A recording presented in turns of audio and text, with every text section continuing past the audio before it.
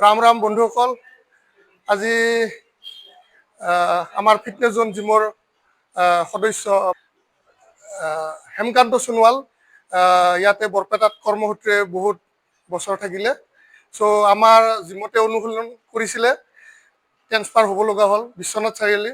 অৱশ্যে তেওঁৰ নিচে ওচৰত লখিমপুৰৰ ঘৰ, যিহেতু ওচৰ হ'ব, তাৰ বাবে আজি তেওঁ আমাৰ মাজৰ পৰা মতলব গুচি যাব।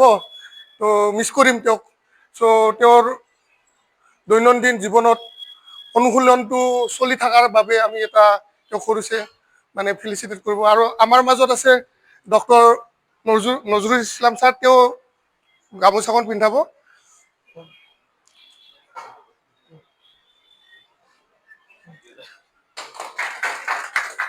আৰু এটা সৰু মেমেণ্টটো পাব নাহা, গোটেইবিলাকে দিয়া নিচিনা অলপ ধৰি দিলে হ'ল। ছাৰ সৰুছে এটা মুমেণ্টটো আগবঢ়াইছোঁ, যাতে সোণোৱালৰ উজ্জ্বল ভৱিষ্যত আৰু লগতে জিমটো যে অব্যাহত ৰাখে তাৰ কাৰণে প্ৰেৰণা এটা আগবঢ়াইছোঁ। ধন্যবাদ।